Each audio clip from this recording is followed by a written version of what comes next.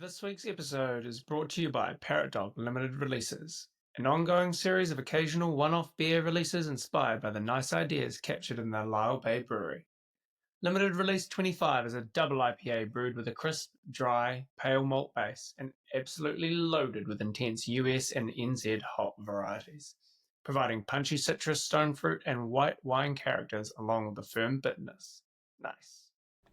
Welcome back to the Design Principles podcast. You're here with myself, Gerard, Ben, and Sam.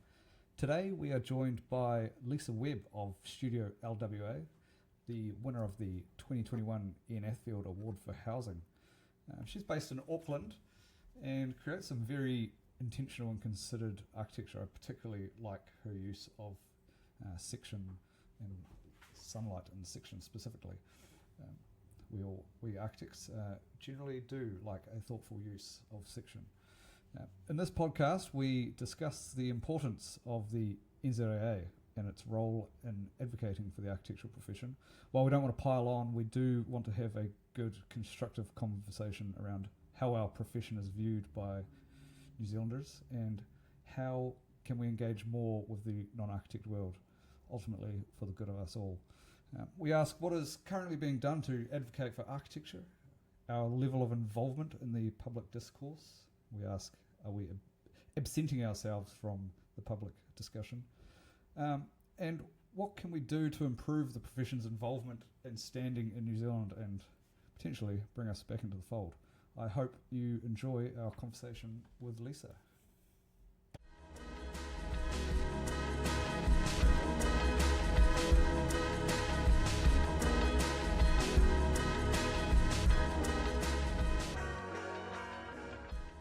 I got onto Lisa by Samantha Zontag from Sunday Architects. All right. Yeah, we were having a passionate rant, myself, her, and her husband, Ben, just about marketing and what have you. And then she sent me your email. So it's kind of a continuation of our rant. Yeah, actually, it was a conversation that I had with her before Christmas. It was one of the sort of crystallizing conversations I had. She was talking about how she was going to take the time she had over Christmas, with a sort of not a huge amount of workflow to write a booklet about what architects bring to the table and how they do things differently from group home providers or draftspeople or, architectural designers, all that kind of. She was talking about, how do I explain to my clients endlessly that we add value to the picture? And I thought, that sounds like something someone else could be doing for all of them. She doesn't have to do all the mahi, but if she's done it, Sam, please share it. Yeah. Exactly. But it really hit on the nail for me. One of the problems which, I sort of feel like the thing that I'm worried about is the younger architectural practices out there. And I think a lot of the bigger practices, whose voices are heard, don't deal with the same sort of stuff that you do when you're smaller and starting out, so the endless amount of energy that you put into advocating for yourself and describing what you do and why you're worth paying for and all that kind of stuff. So I thought that was one of the things that kind of drove me to write the bulletin piece. Yeah, that's awesome. And as a bit of context for you, we basically established this podcast for a very similar reason, which is kind of creating more awareness just around design in general. So there's definitely some crossovers there as well. Yeah, I think we found that, and you sort of alluded to this as well in your piece, and it's a frustration that we've voiced quite often on the podcast, that a lot of architectural content and architects in general and the awards is targeted back at ourselves, which is lovely for self-support, but not great for building a good client base. So yeah, it was a big purpose for starting this podcast, is to sort of demystify, debunk, kind of like just make these sort of discussions and awareness a little bit more accessible to ourselves, the architectural profession, but also the general public. And I'd say our listener base is pretty varied, which is, a good indication that we do have non-architects tuning in and trying to find out more. I guess on the back of that, the three of us as well are young practitioners. We're pretty early we all have our own companies to some degree, but like the marketing and how to get clients and how you run the practice, sometimes you feel like I work alone by myself in my office, so I don't really have people around me. So it's nice when you actually have these chats with somebody and you kind of realize you're not alone, and everyone else has frustrations around marketing and like, what is going on? Why is this so hard? Am I allowed to market? Yeah.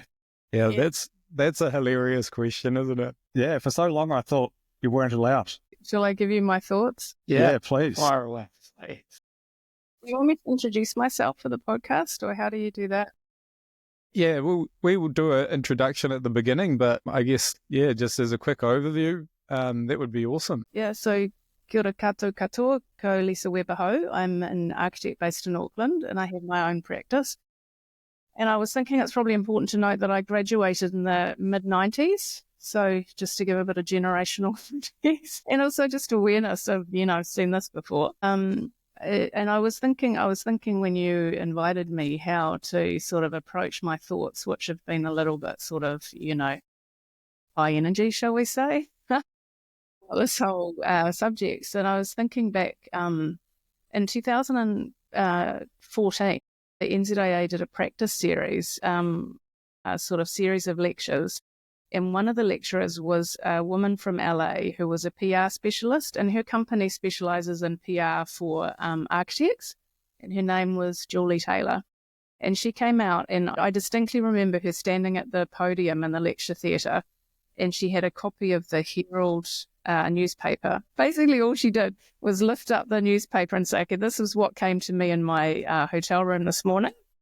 Story about a major infrastructure project. Where's the comment from the architect? Then she turned the page and she said, artist's impression of what looks like an architecturally designed building. Who's the architect? And something about, education and schooling. Well, where's the comment from the, and just basically page after page after page in the Herald, she ripped us a new one, told us how useless we were. And we all walked out of the lecture, I walked out of the lecture thinking, yes, we're going to do something about this. We're going to acknowledge that this is a problem. We're going to start, thinking about how we present ourselves to the public and how we sort of stand up for ourselves and communicate the value that we bring. And of course, in the 10 years I realized since that lecture, pretty much nothing has happened. We don't seem to have moved the dial very far. And then in 2021, I put my my house into the awards, and it was the first project I've ever entered into an awards program. And I won the CN Athfield Award for Housing. Congratulations. I've seen that. It's very impressive. It was a bit of a shock. But one of the things that happened out of that was that it was during COVID, so they shot a video of me getting the award. And I'm still getting clients coming in referencing that video. Like, it's out there in the world. I have sort of clear sort of understanding of the value that piece of videography has created for my business. And, it really underscores to me the importance of storytelling, like telling stories and hearing the voices from our clients and all that sort of stuff that people are sort of suggesting doing more of. So there was that. And then a couple of years ago, some friends of mine, Tom Gill and Hella, finished the Co-House in Surrey Crescent, if you guys are familiar with the project. Yep, I've been to that. It's awesome. Yeah, really like an intense achievement, shepherding a whole group of people with different ideas and different sort of briefs together to create something collaboratively, and something that basically an apartment in the Co-House, for the similar value of a developer-led apartment across the road, you get the same kind of apartment, but you also get the use of a shared guest space. You get a garden house, you get a garden, so you're living in greenery and vegetables and all that sort of stuff. And then you go there and there's this wonderful rabble of kids running around and people sort of living, best lives, it seems to me, and compare when we did it with a developer client of mine, and like the difference between seeing the sad woman in the flash, townhouse developer apartment sort of folding her nappies on her own, and then going over there and seeing all these kids and having that sense of community and takes a village and all that stuff. Like I knew which one I preferred, but when it was reviewed sort of architecturally, and it was found to be sort of wanting with respect to sort of poetry and a little bit more, maybe prosaic than the reviewer was kind of expecting. So there was kind of talk around, why isn't there a meadow? Why are there vegetables? Why isn't there a meadow? And I sort of realized that, it really started me thinking about this issue. Like, why do we not have a voice in the housing crisis? Why are we not taken seriously? Why are we privileging meadows over vegetables and the kids having space to run around? Like I sort of was a moment where I just realized that I feel like we're looking at the wrong things. Does that make sense? Yeah, definitely. That whole expectation about what a property, especially in the residential sector, like what a property should consist of and what amenities it should have and what spaces it should have is just crazy, in my opinion. Any kind of European style projects, medium density or anything like that in this country just gets shunned straight away because, it doesn't have a private yard or a private this or private that. Yeah, it's just very interesting. I just sort of feel like they had made a real achievement, and it wasn't really acknowledged by the community because we were looking at gutter details and all the stuff that maybe isn't the most important thing to be looking at. Yeah, they created a community, a really well functioning community, and everyone there just loves it and loves the design, and it works so well for them. But you compare that to a similar type of project, and yeah, I mean, like it's just an individual in their individual house. And I think this is one of the cornerstone issues, right? Is that architecture is thought of as a building or the built element only, and it doesn't necessarily take into consideration the way that it's embodied, client and human interaction, all of those sort of things. And it's the story of architecture that really makes something successful. The building can be from mediocre to exceptional, but if it has a exceptional story behind it, it's an exceptional piece of architecture, in my opinion anyway. And I think that's often lost, Lisa, to your point, with some critique or through the award system or anything, is that narrative is often not presented. And I think that is where maybe the public's, not maybe misconception, but misunderstanding of what we do as architects lands, is that we don't just design buildings, but we design your life, really, ultimately. And I think that's a point that's never really been succinctly brought across. I don't really know how to do it because it's so intangible as well. Well, I've had some ideas. Fire away, please. Yeah, fire away. Yeah, so like this is a sort of a drum that I've been banging for years, like literally since 2014. Like every time I had a chance to talk to an architect, I'd be like, what do you think about this? And I think there was always this sense of, you're trying to make us like the stick man on the pack and save ad, or some kind of. But last year, of course, I started talking to people, and all of a sudden there was a much more of a sort of engagement about these issues. There was a sort of a confluence of a whole lot of issues that came together around, obviously, the economy's the big one, in the political situation. Like I personally found it really difficult to hear Erica Stanford get on the podium and say the reason all the school projects have been cancelled is because of, and I'm quoting, fancy architects. Now, that was really challenging, and that's the thing is that's fine, that's your job to deflect blame from itself, but it's our job to stand up for ourselves and say, well, actually, this is what we bring to a school project. And I mean, I know that myself because I've done 2 tours of jury duty. I've been to some, a couple of really amazing schools, one in Nelson that Shepherd Rout did, where the teacher literally chased me down the stairs saying, you need to understand how happy we are to be teaching here and how much, happier the kids are and how better they're learning. Like these are all lovely stories that are just not being communicated and quite frankly could be communicated. Yeah. So then I started thinking about, well, what are the issues? And it sort of feels to me out of all of this, like if you distill it down, we are suffering from a lack of power in our society. We have a lack of voice, and we have a lack of mandate, and we have a lack of mana. We are sort of struggling as a community. And I was talking to my friend about it this morning, and she said, you better be a bit more optimistic than that. But if I look at sort of what the issues of the day, right? Climate change, adaptation and resilience. I've written myself a list. Climate change, adaptation and resilience, infrastructure, housing crisis, community building, the developers leading the government strategies. Every time you hear Chris Pink on the TV, that it's a developers told them, the scaffolding's really expensive, or, this H1 stuff has to go, that they're listening to, one part of our construction industry and not all of us. So I wrote the piece in the bulletin on the 14th of February, and from that, I got quite a lot of responses. One of my friends, Mike Hartley, do you know him? He hit the nail on the head, and this is a very Mike Hartley statement. He said, "Pretty pictures are very scrollable, but have no real sense of the agency that the architect brought to bear in the project to make it the perfectly tailored solution to a unique problem," which hits that issue that you were describing, which is that, we provide a service, but we are judged on the product. Yep. Yeah. And the way that the NZIA has been running this kind of awards-driven social media strategy, sort of reinforcing the value of pictures over the value of stories or communicating value, kind of like doing double duty for us, in my opinion, is doing double duty for us and reinforcing some of these narratives that we might like to sort of, back the bus up on.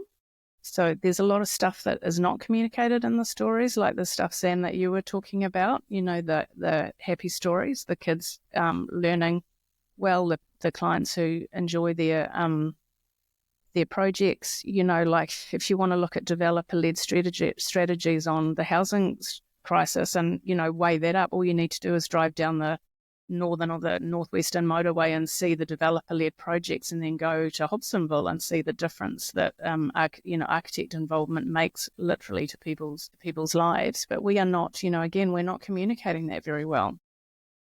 Yeah, it's interesting. You listed a raft of things, issues of the present day, and I think one thing that really stands out to me is across that entire list, there's really only one entity that I see that has a professional oversight across all of those things, and that's us. And I think that is misunderstood and not presented well enough by ourselves and by our profession. Because you look at it and you look at things in isolation.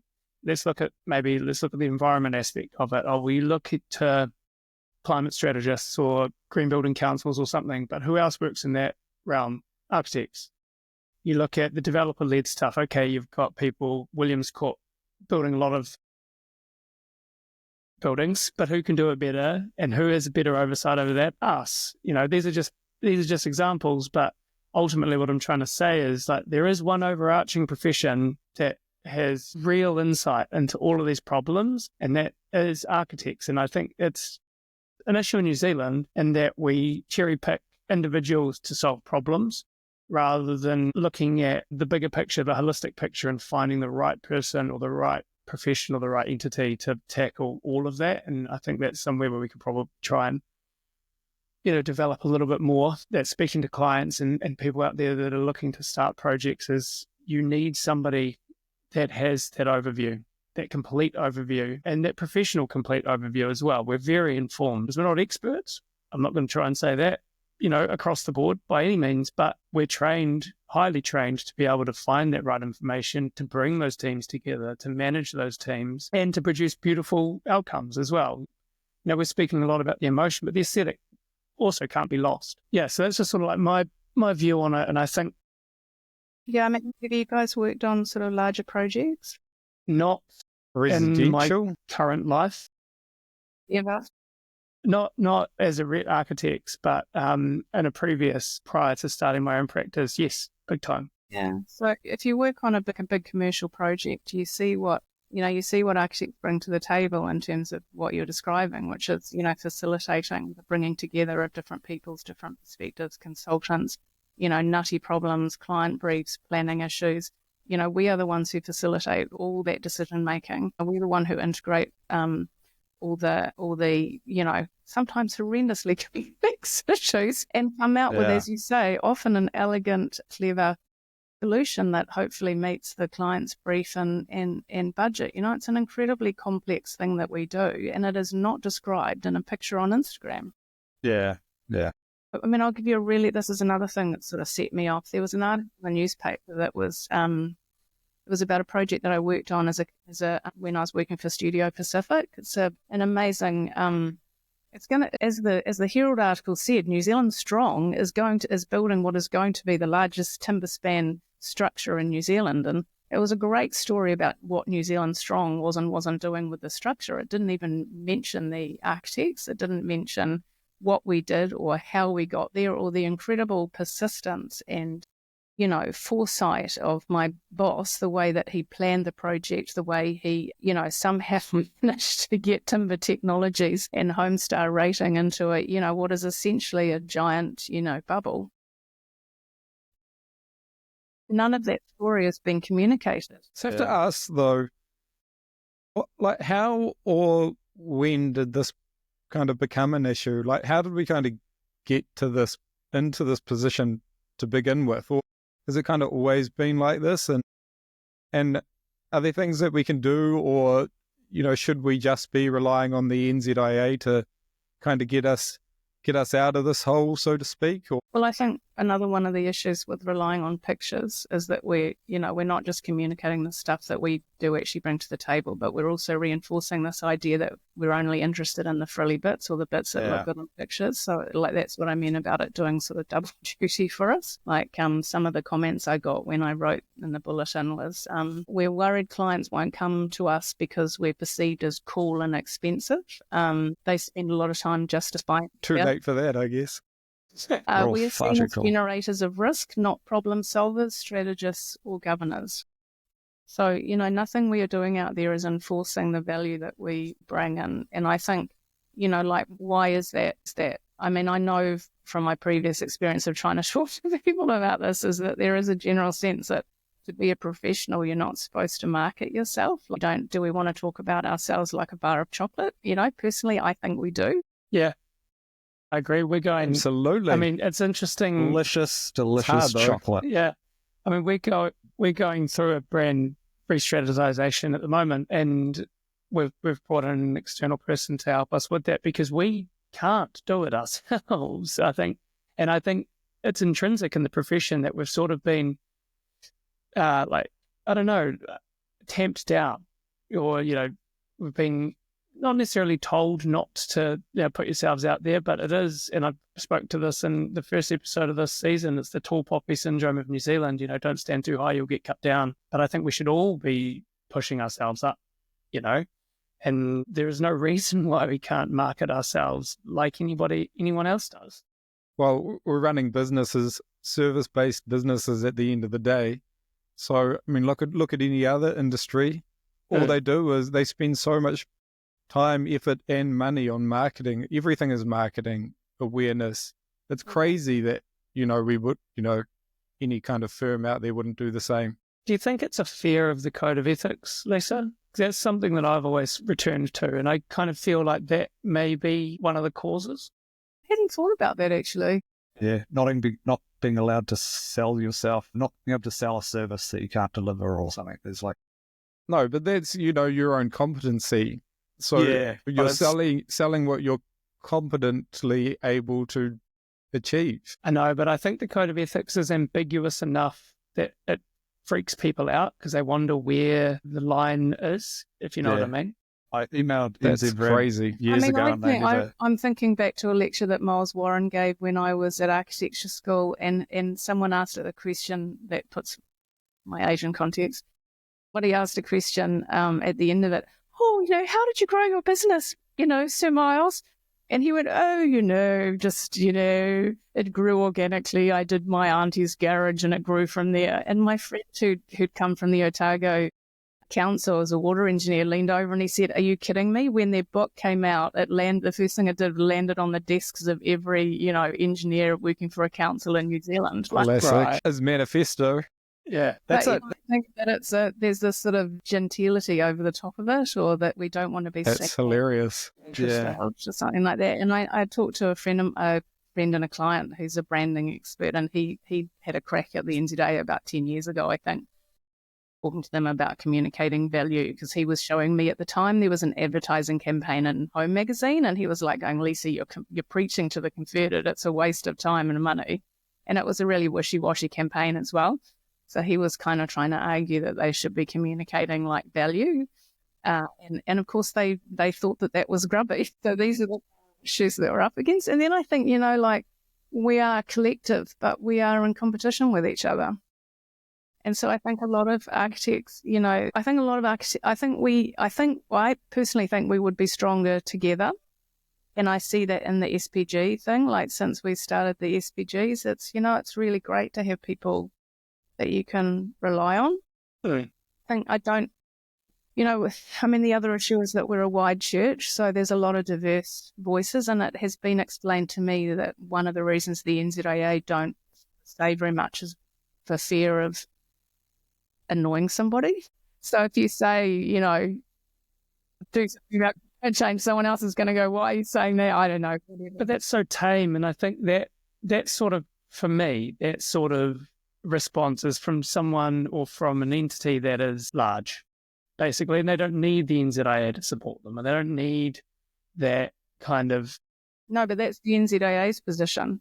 Yeah. Because it's a member-driven society, right? You don't want to be sort of annoying a lot of your members. And I also feel like the biggest voices... people yeah, out but I there. also feel like the biggest entities in the room are going to be the ones that will control that narrative, because they don't necessarily need them. Then they'll be like, well, you guys just keep doing what you do because it's fine by us. Whereas our smaller entities are like, actually, we really need you guys to help and uplift us, promote us a bit better. Okay, so you've hit the nail on the head, right? My other reason is that we're all too, bloody busy trying to run practice. Like being an architect, being responsible for everything that I do, like the multitude of things I think about and do in one day. Like it's hard work.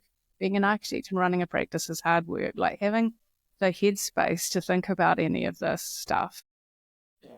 Just so hard. So, when I try and engage people about it, the response is just not, it's positive, but it's, emails to me saying, hey, you've raised some great points. Good luck. Yeah. Well, that's why we're happy to have you here, because we can kind of try and get this out a little bit more, get some momentum behind it. Here's a question for you guys. Did you vote in the special general meeting on Wednesday? I did not. Is this the NZIA? Mm-hmm. I stopped paying for NZIA a few years ago. This is one of the other things that's driven me into frenzy of activity. Yeah, so we had the opportunity to address the structure of the NZIA and to think about governance, and smaller practices were not heard in that, I don't think, or didn't show up, shall I put it that way? Yeah. And to be fair, Lisa, I don't know that, but embarrassingly, you're sort of saying, hey guys, why don't you pay attention to this? well, totally, and that's a fair comment, but back to your point before, embarrassingly, I didn't vote, but also I consciously didn't vote because I didn't have the time. I didn't really have the time to put everything else aside and to focus on this other thing, which ultimately I'm like, it's important probably for me to have my voice, but at the end of the day, like, is it going to be heard? Probably not. What's the point? Well, it literally was a vote, so it will be heard. I mean, the thing is, it's like exactly the same. If I hadn't have put my head up over the parapet, like I saw those emails coming in saying, oh, we're going on a road show, we're talking about the Constitution. I thought, good God, like I need to focus on that like a hole in the head.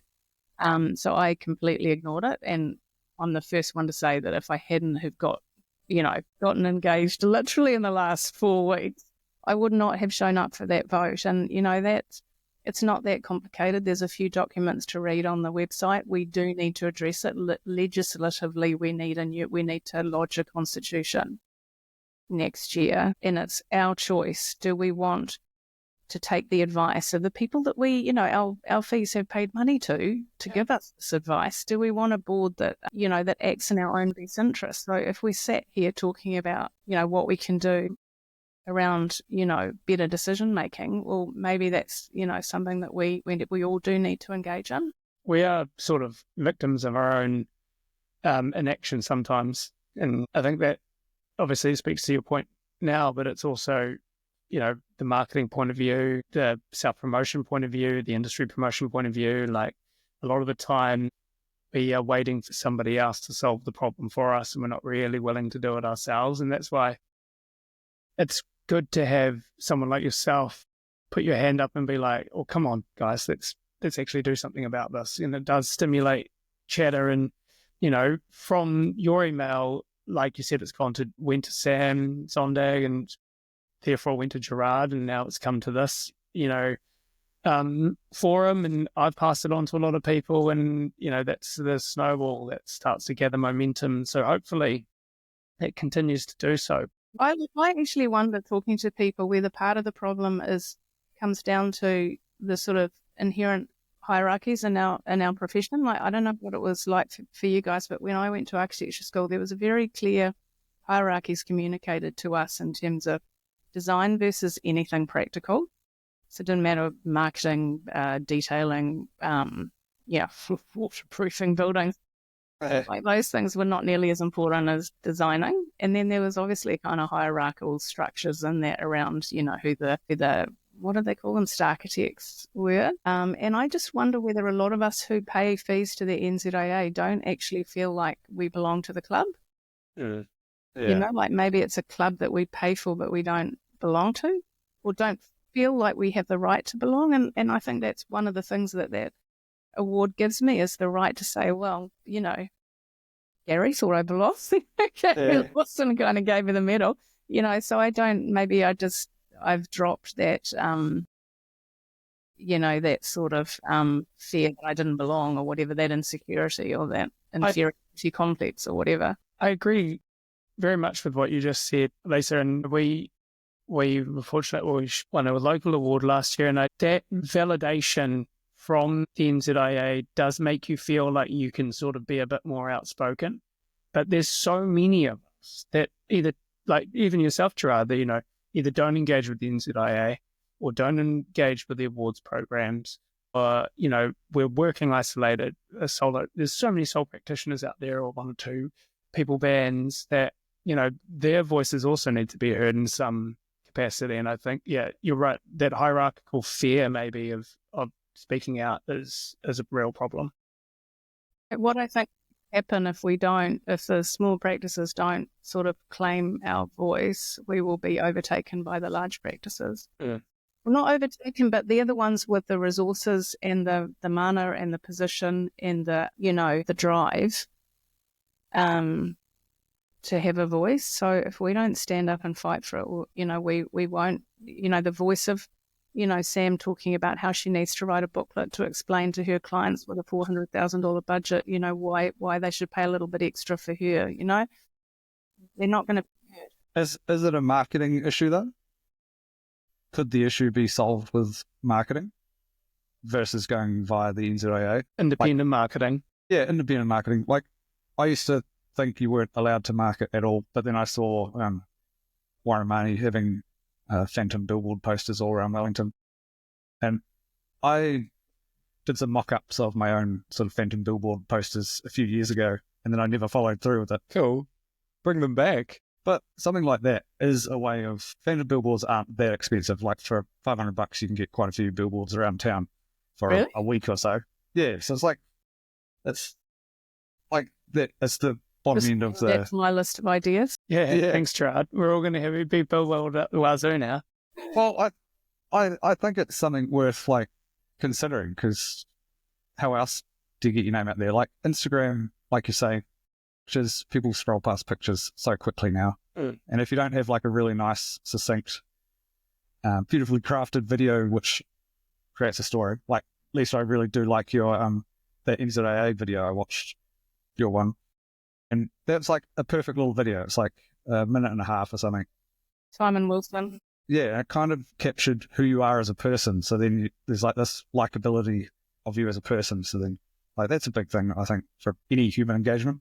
So something like that is such a powerful communication tool. I talked about the jury service before. You jump into a car with a bunch of like maybe 3 or 4 other architects, and you're reminded you've never met, and you're reminded, what a smart, funny, interesting bunch of people we are. You're not communicating that at all. So Except to other architects. Yeah, to other architects. They were really good at that. Think about our work. We're too busy talking to each other. We're not talking to people that we should be talking to. That's the thing that they're interested in. That's the interesting thing is, for me, like NZIA, Institute of Architects, I only use it for like there's like network events. Let's talk about what NZIA does, right? Brings architects together, probably brings a few other interested parties, but predominantly architects. And then, there's a lot of social gatherings and that sort of thing. There's education, so tutorials and that sort of thing. But I never even really saw the NZIA as the people that should be selling the profession to, other than like the awards ceremony, which is in a weird way only selling to architects once again. Yeah. You don't even see it as a Well, profession that's meant to be selling architecture to non-architects, I guess, to the general public. Or is that just me, because I am in the industry and that's just how I view it? I'm not sure. I think you haven't seen that, Ben, because they don't do it. And I think to sum it up, basically, but also I think they certainly have a role to play, but I think we all have a role to play as well. And this goes back to Gerard's point on marketing. Like, we also need to market ourselves better. And I think us as small practices, which all of us are, we can do so much. But I also think it's something we haven't touched on is there's bigger practices in the country as well. There's huge entities that have a huge amount of sway in the built environment that I also don't think that a lot of the time is self-satisfying and aren't necessarily looking to uplift their profession as a whole. They Sure about that. You don't reckon? No, well, I'm not convinced about that. No, I mean, one of the most thoughtful responses I had to my so before I wrote the bulletin, I just basically thought of every architect I could think of, wrote a letter to them and said, give me some feedback. Yeah. The most thoughtful responses I got was from John Coop, who's the managing director of Warren Mani. Right. And I thought that his approach was totally, it seems, I don't know this for sure, but looking from a distance, it looks a lot like he did a lot of very smart things to lift up the practice of Warren Mani, and he is offering that sort of perspective to the profession. I mean, I'm that's I'm interesting. happy to be put in my place in that statement, that's good to hear. I mean, again, we're not talking enough with each other, right? Like, I went to school with John, but I haven't spoken to him for years. So what did he say? We are seen as generators of risk, not problem solvers, strategists, or governors. So his argument is that every business with a campus should have an architect on its board, but none of them do. So he's a director on a board, but he's the only one I've ever heard of. Right. So engineers, lawyers, accountants take on directorships, but architects don't. And then the point that he's making is, well, putting pictures of batches on Instagram is not going to give us any power in the world. Yeah. We need, if we want change from his perspective, which is obviously a lot more business savvy than mine, we need to be in positions of power. Kirsten Thompson touched on this expertly in her gold medal lecture last year, or Fortuna Series lecture last year, and spoke to the role of the architect in architectural advocacy in Australia, and how much, not necessarily power, I guess, that they do have, and how their opinions are respected. I think that is another issue that we have, is that you're right. There aren't architects in any positions of decision-making. We don't have a government architect, or we don't necessarily have architects on like urban panel review boards, or just like to your point, in those sort of facilities where you need design input, professional design input, not necessarily someone who's looking at it from a financial or a structural or an infrastructural lens, And I don't know how you change that, but yeah, I mean, if anybody wants to look for it, for that to our responsibility, like, I think it's our fault. And honestly, like, I think I tried to communicate. I do think it's an existential issue. Yeah. You look at what's happening out there, in the last 10 years I've been practicing, the prices go up every year, like, it's harder. And the first house I did, 3-bedroom house in Avondale for $97,000. Well done. Yeah. Leak either. So that was that moment. Like, it's so much harder to practice. And where are we going to end up? What's the logical conclusion of where we're going? Fewer and fewer architects doing houses for people who are making money without us, while we wait patiently like lapdogs, waiting for them to come to us with their dirty money. Please call me. And then spend it on really expensive, details. Like, is that what we want as a profession? Or do we want to pull together collectively and fight for something more, for a seat at the table. Yeah. I liked your note in there, increasing obsolescence. And I kind of wonder, has that been happening for a long time? I feel like when you're studying for your registration or something, often it's risk aversion. The right answer in your case study exam is always avoid risk. But I feel like that's all-encompassing and it's covered everything. And so, like, we're no longer urban designers, or like you remove yourself from the puzzle and bring in a consultant or something. You're no longer the planner, your own planner. So it's like a fragmentation of your job.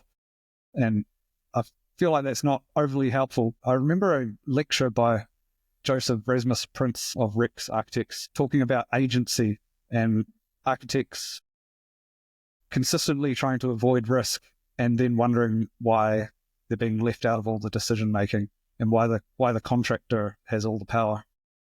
So it's like, how is the solution to be more in the room, ultimately to take on more risk? I mean, developers take all the risk and they have a seat at the table, I guess, as a result. Yeah, I think you make a very Excellent valid point. point, Gerard, and I think we as a profession are terrified of liability. But we are highly trained. We're good at what we do. We know we're good at what we do. We spend exorbitant amounts on insurance to cover our backs if we do make a mistake, but we never ever put any of it into play. And I think you're right. I think it's been a growing obsolescence because of fear, in my opinion. But then again, anytime you try and break out of that mold or that established mold of today, you're often pulled back down, told to rein your head in, cut down by council maybe, or cut down by a compliance pathway or things like that. And so you just sort of, you often, and again, this goes back to the point of how busy we are, you take an easier route because you don't have the time or sometimes the energy to solve the problem. I mean, I've certainly had lots of conversations around risk and the effect that it's had on the industry, but not in the last kind of 5 or so years.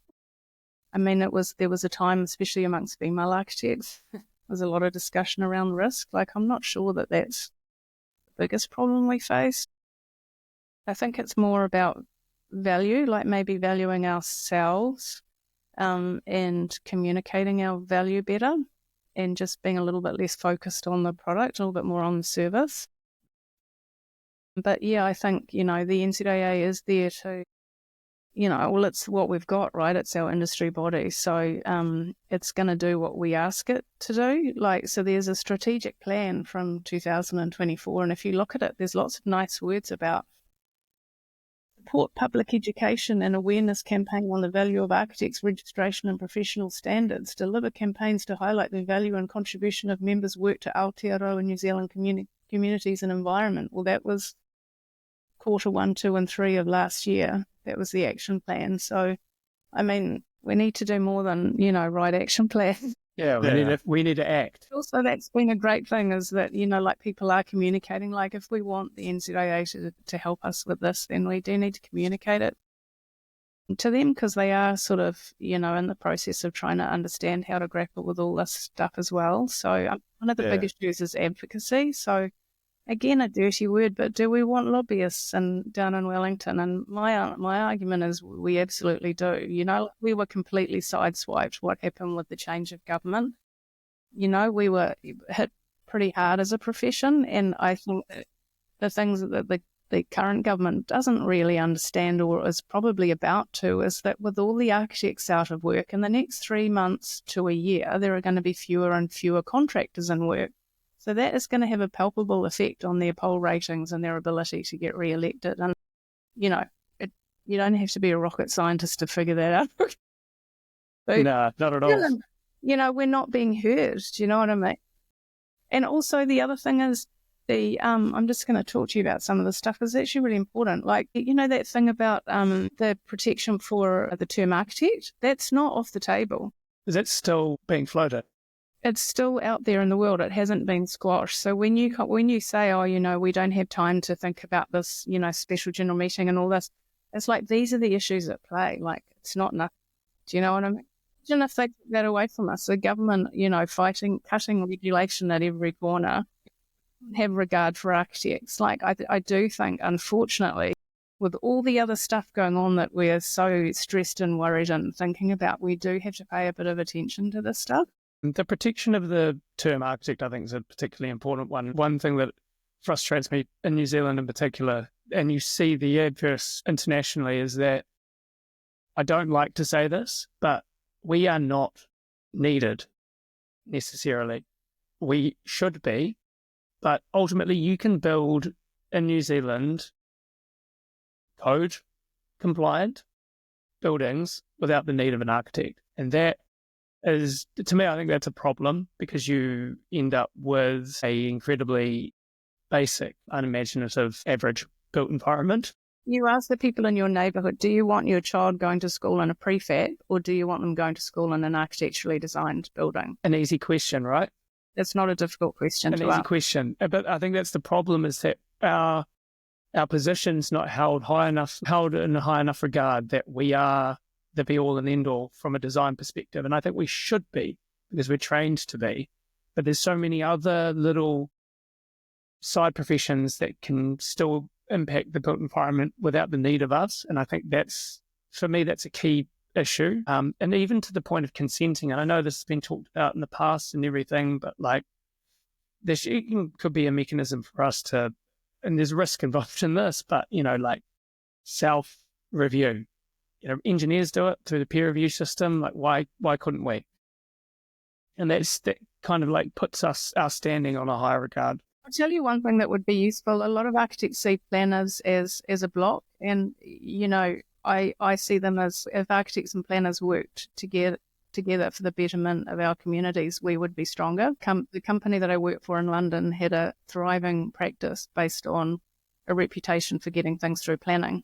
Planning is difficult to achieve in London. You have to do a good job. You have to do a nice, building that's going to last the distance to get planning. So, like there's a lot of these kind of hierarchies in play that are just not working that well for us. Or just dichotomies. Going back to that, would you prefer an architecturally designed building question?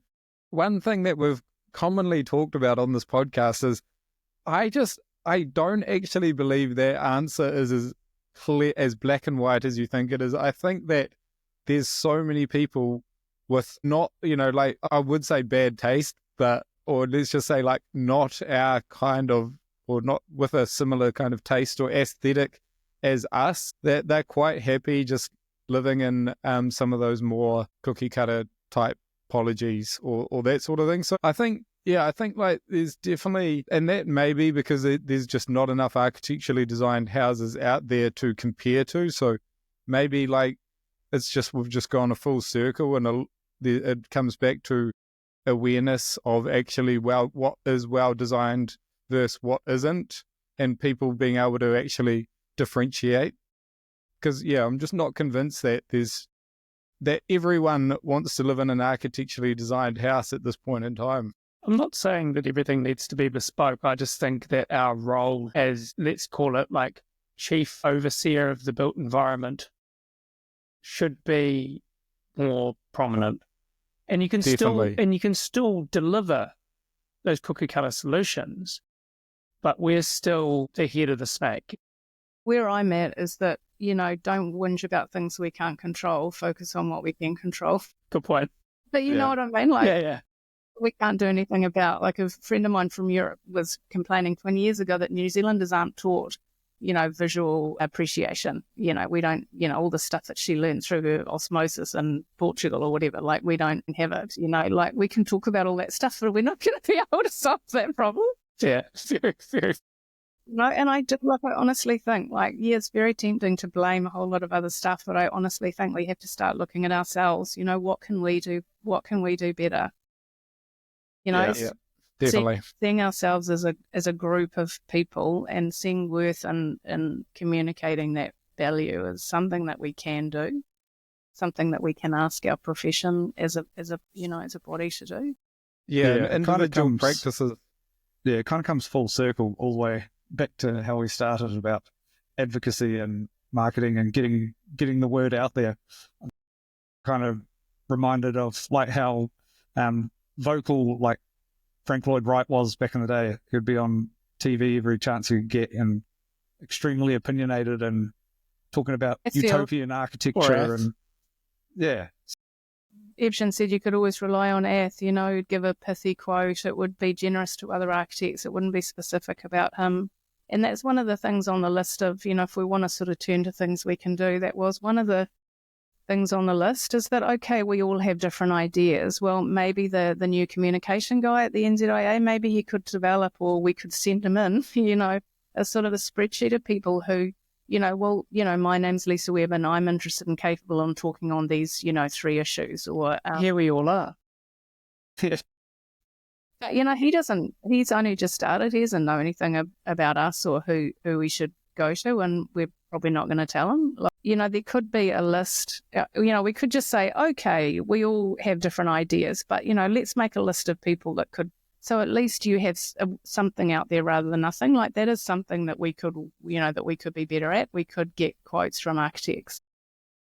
I don't know if anyone reads the paper anymore, but, we could get quotes from architects in the paper, and we could get more publicity. Testimonials. Yeah. It just sounds like positive, easy marketing to me. Yeah. And the some low-hanging fruit. The airtime thing's really interesting, Lisa. And way back, start of the pod, you talked about when your house won the NZIA Nathfield Award for Housing, like that in the video, and you're still reaping the benefits of the video. Like I think visual airtime of architects, be that opinion, be that projects, be that stories, be that narrative, like I think that is an easy mechanism for us to better get our skills, our profession across to the wider public. Yeah, well, the other one, I did a project for some people I knew in the neighbourhood and had become my friends, Louise McGill and Gordon Harcourt. Gordon used to be the presenter on Fair Go. Seen that one as well. Saw that video. That Yep. Yeah, there were parts of that project where he was white knuckling, because he'd heard all the bad stories firsthand. He had the bloody noses to sort of prove it. But at the end of, he presented to the contractor and I that video that he'd made. It's an incredibly generous thing to do. And I was talking to him about it on the weekend, and, he's up for telling stories about, contributing his voice to what architects can do. And I talked to Mark Abbott as well, the interim chief executive. They're talking about going in with a videographer, taking snippets at the local awards of clients. Like every one of us would have clients saying nice things about stuff, Totally. Yeah. And those stories are far more resonant to me than a beautiful. I mean, I want it to make it sound like I'm not interested in design. No, of course I am, and I want things to be beautiful. And what I'm trying to say is they don't have to be one or the other. Yeah, it's the same thing. Yeah. Architecture shared, and for people, it's more complex than you see in a picture. Yeah, people are infinitely more important, I think, in the story.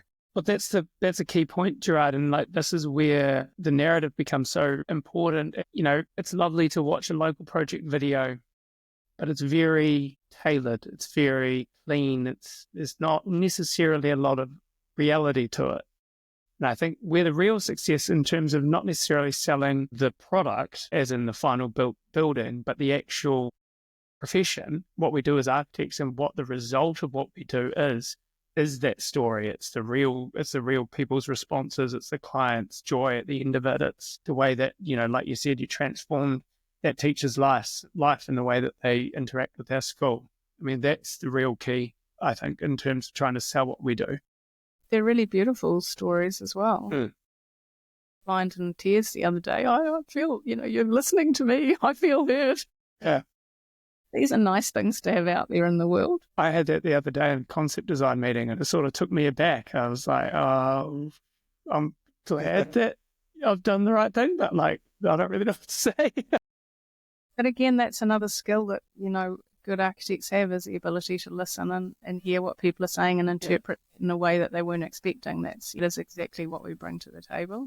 Yeah. Hey, there's another really good idea I had from a guy called Ren Zhizhang, who's, I think his practice is called Percept Studio. So I hadn't heard from him before, and probably the NZIA hadn't either. But he had a really great idea, I thought, and that's a video that describes the process.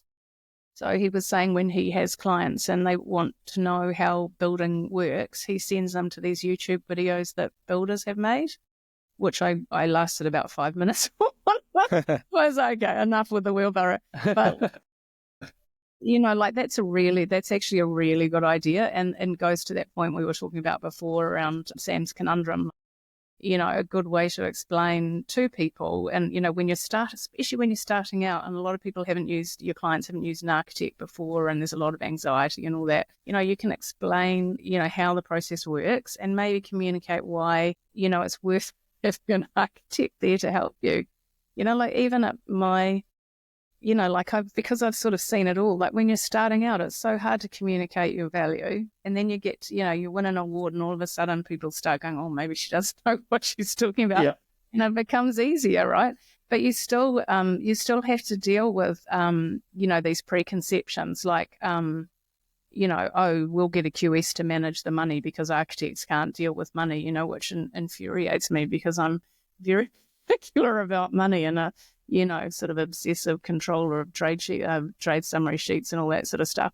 So, we're still fighting our corner on all that stuff, and those kinds of preconceptions that we don't know anything about money is one of the things that really drives me up the wall. And I'd really like not to get holed up at a party again about that.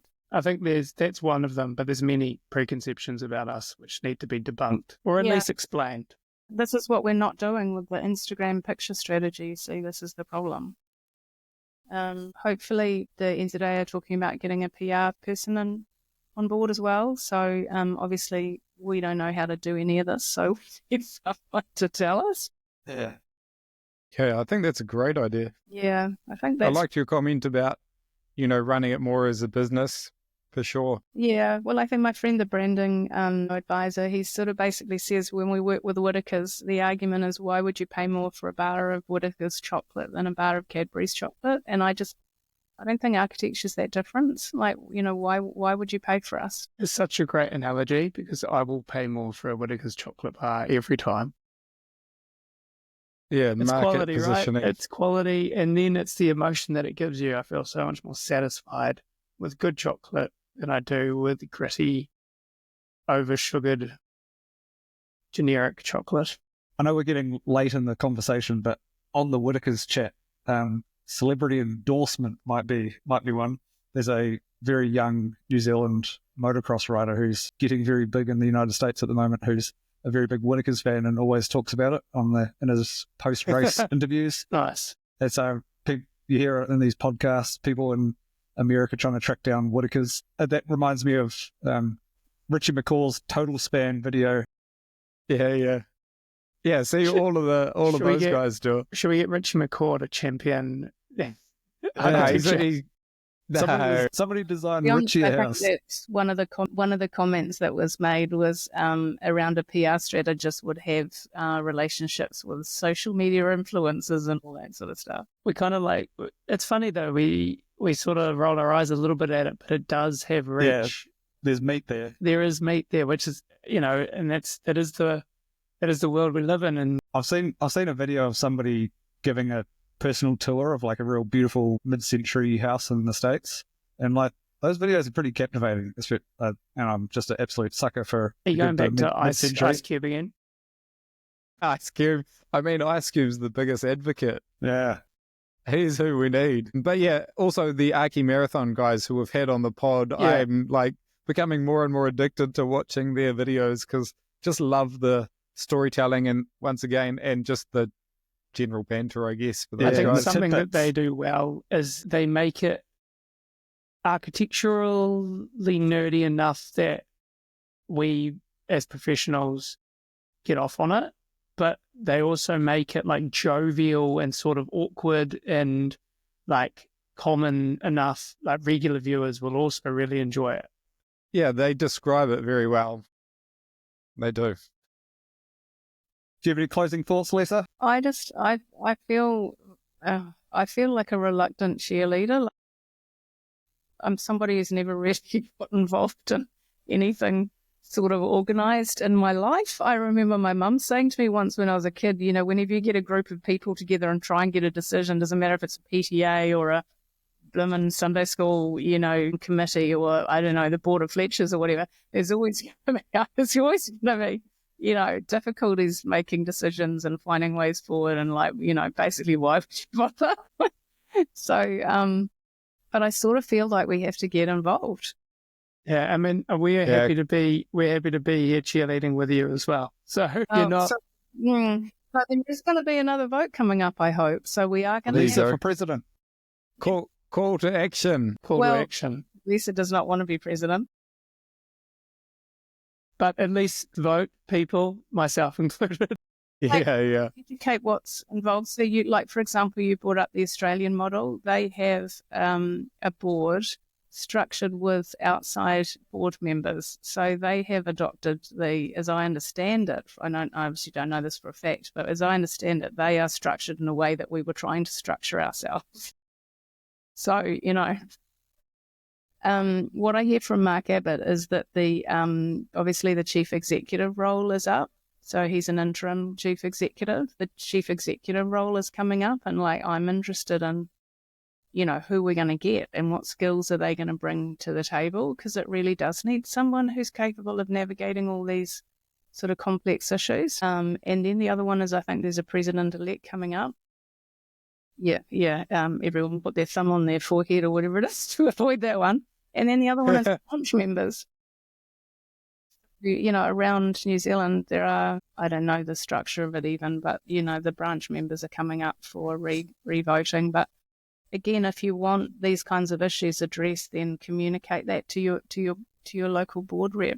Yeah, or get involved yourselves if you've somehow magicked up some spare time. I mean, just sorry, off the podcast, but just as an aside, like, we do, like, that is one of the things, is that we do have to address the governance structure. And like, I don't know how many times to say to people, like, we really do need to get engaged on that front. And like, I said it all before the vote, like, how do we get people interested in really boring stuff like reading about governance structures? Like, they've got a nice diagram on the website. Like, all you have to do is the diagram. It's got to make it easy, as little amount of clicks as possible. Because I actually read that bulletin and I thought to myself, I really should go on the website and see what they're talking about. Yeah, well, we have an opportunity. Like, we've got a choice, right? Either we have a lot of representatives sitting around the table, more than the number I understand has been advised leads to a successful outcome. So if you get too many people sitting around the table talking about stuff, you're there 6 weeks later. Do you know what I'm saying? Should be sending all of that stuff out in those bulletins instead of saying like, hey, we're going to meet about this, go to the website. Do you know what's interesting? Just get it in there. I would have read it if it was in the news. But they've been emailing it. We were ignoring it. Like, literally, I saw them roadshow town, like, whatever. But I think that's the issue with the bulletins as well. I don't know about you guys, but they send them out on Friday afternoon. The last thing I want to do is open a bloody email on a Friday afternoon. That's right. Send it to me on Monday. Morning. Send it to me on a Monday morning. It'll sit in my, like, I'll be like, that's interesting. I'll star that email. Yeah. It'll sit there all week looking at me. That's and a good point. And by Friday afternoon, I'm so irritated looking at that email. I will address it. But if you send it to me on a Friday afternoon, I'll open it and I'll go delete. I'm leaving. That's so funny. Maybe we should change the time. Yeah, exactly. That's an easy one. And some good ideas for the bulletin as well, in terms of how we talk to each other, a bit more interesting, like show work on the boards, that kind of stuff. Yeah, I like that. But yeah, I mean, the structures are really not great. Like, there was an email saying, come to the Auckland board meeting now or whatever, tomorrow night at this bar or whatever. And I raced across town. I told my husband to cook dinner, and I got there and it was a bunch of people standing around drinking free drinks in a bar, like talking about nothing. And they had bits of white paper on the bar tables going, oh, write an idea. And it was like, oh, have an architectural walk around the city or whatever. And I was like, oh my gosh, it's just like, that is not an effective way to move forward. Don't put that in the podcast though, because that's too negative. Uplift. Yeah, I did see one come through the other day about a meetup at the Remuera golf course, and I was like, oh, yeah. NZIA. But I would 100% just be going to play golf. Well, you go, Ben. Talk to people who, I just couldn't imagine anything worse.